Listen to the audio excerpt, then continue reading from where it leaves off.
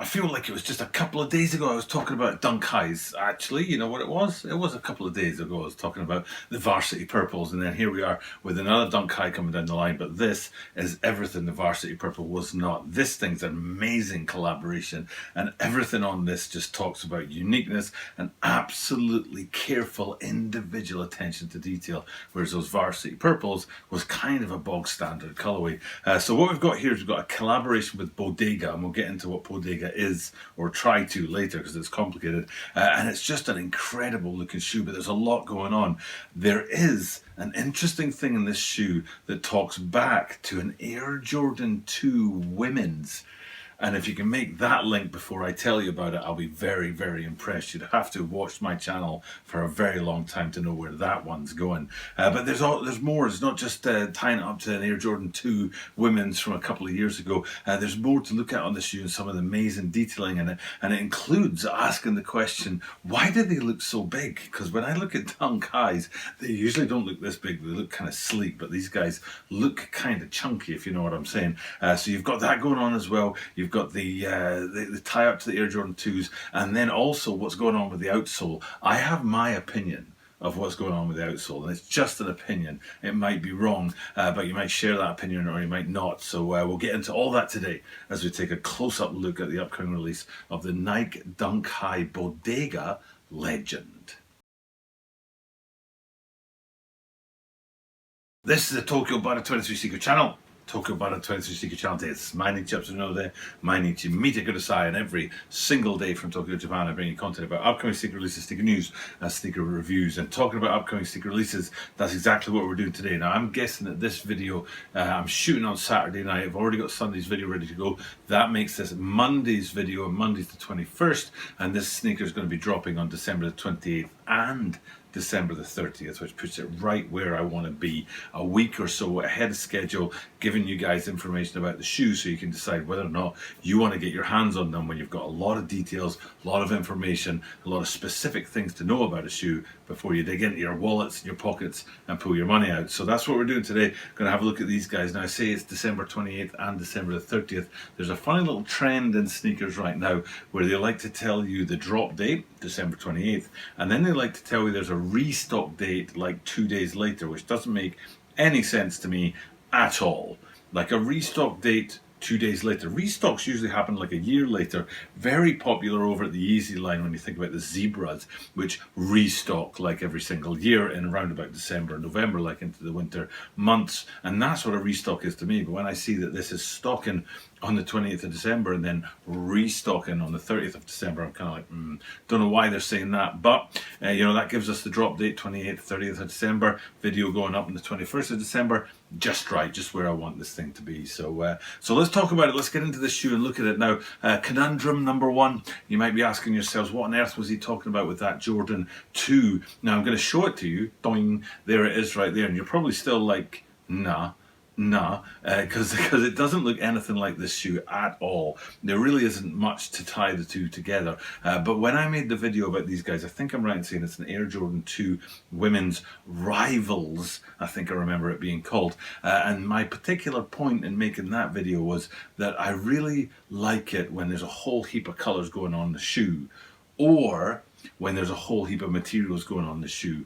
But I don't like it when they do both of those things. So if you've got, in the case of those women's, if you've got a whole heap of colours on there and a bunch of different textures in the materials, just not my thing. So if you think of one of my favourite shoes, the Air Jordan 3 Red Cement, beautiful shoe, and that's very red, but then there's different materials like smooth leathers, tumbled leathers on that shoe, whereas that Air Jordan 2 Women's Rivals, a lot of different materials, a lot of different colours going on there. And then if we come back to today's shoe, the reason I'm tying it together is because there are a lot of different materials on this shoe.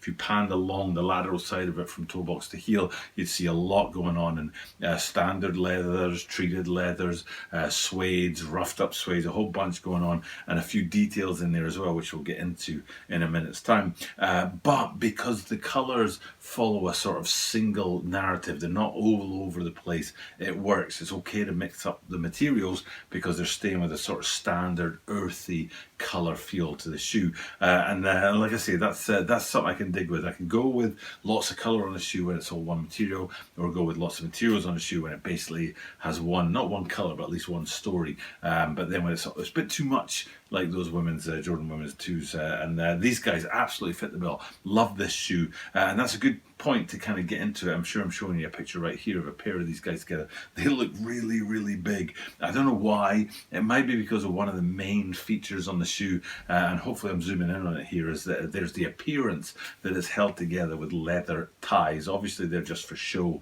and the shoe is actually stitched together in the normal way that a shoe would be, but maybe it's that leathers that are giving it that extra bit of pop. Or it might be another little detail that you can see on the toe and you can see on the ankle. Now, I'm not trying to be offensive. Hopefully people won't be offended. And if you are, let me know in the comments down below and I'll just apologise. I'm not trying to offend, but if I accidentally do, I'll definitely apologise for it. But the way I'm looking at this is that I can't help but describe this as Asian detailing. And first we'll look at it on the toe box and zoom in on there, and you'll see that sort of standard brown toe box wrapping around the front end of the shoe there, but it's also treated with some very fine detailed lines that are in the same colour as the toe box. And then if we travel back to the ankle sort of area where the strap comes down from the ankle laces to the heel, you can see again on the material there you've got a bit of treatment, but it's very discreet, and it reminds me, actually I've finally got the word I was looking out for, is a henna tattoo. You know, those tattoos that last like 6 to 8 weeks or something like that. People often have them on their hands and they fade over time, and that's what this reminds me of. It's like a ghost of a tattoo or a ghost of detailing in there without being like in your face and over the top. So if calling that Asian detailing is offensive, let me know in the comments down below. I truly would apologize, but that's the feel I get. I get that feel for a kind of sort of, you know, hidden, subtle, discreet kind of branding going on in those 2 points. Where I don't get discreet branding is on the medial side. Let's go over and have a look at that, and you'll see Bodega right there printed on the medial side. It's debossed, actually. Remember, I found out what that word meant recently if you're a regular watcher of the channel. Debossed into the suede. I think I'm right in saying it's a suede panel on the medial side in a sort of light tan, but the branding is also in that same kind of colour. Now we're going to get to Bodega in a minute, but first I just want to flip out to the lateral side so you get an idea of the difference that's going on there, with a deeper brown and a completely different bit of branding with that sealed swoosh, and I read they're calling it tortoise shell. That's just what I read. I'm not putting my money on that, but that's what they said. They call that swoosh design on their tortoise shell. So maybe it is, maybe it isn't, but that's what they said. So that's kind of the offset branding between the medial and the lateral sides. And I want to get into Bodega just very quickly, because I said at the start of this video, what is Bodega? Because I looked into it.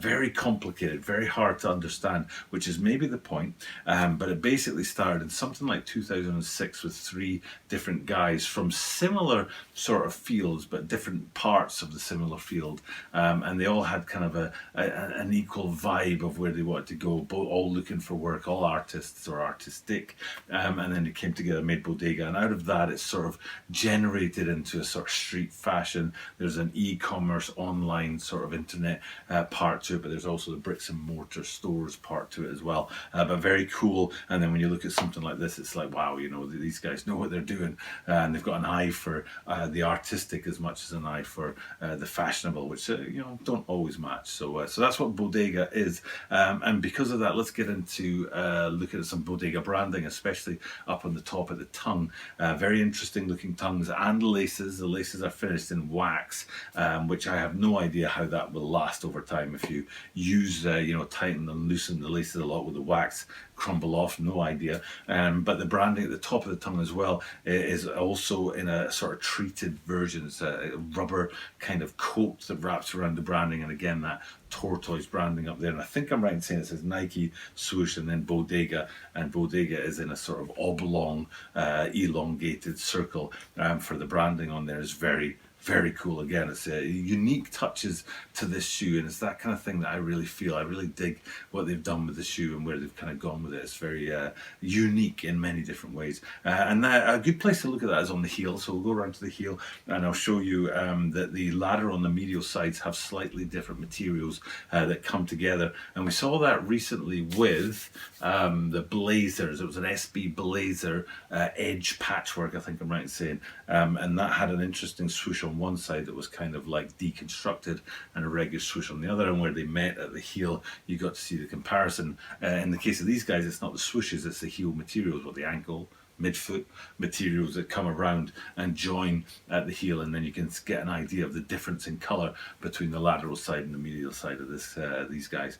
And then the last thing I want to go look at is the outsole. I talked about that at the top of this video, what's going on with the outsole. Now for me, the way I'm putting this, and this is my perspective, and if I'm wrong or if you disagree, that's fine, but what I'm seeing is the very semiest of just about almost translucent gum soles. I don't think they're solid, standard kind of hard, I don't know, bold gum soles. I think there's a bit, just a hint of translucence. It's not, you know, full on icy blue, you know, looking through to the Air Jordan 6 kind of translucent outsole element on there. It's definitely not that, but it does have a feel for that kind of translucence, which I absolutely love. I think this is a great finish for a great shoe. So coming back, looking at the full shoe, hopefully I've given you an idea of some of the things to look for, the laces, the branding at the top of the tongue, the different branding on the midfoots of the ladder on the medial side, the leather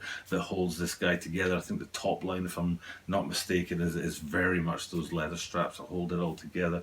The outsole and the detailed Asian branding throughout. It's just a great shoe.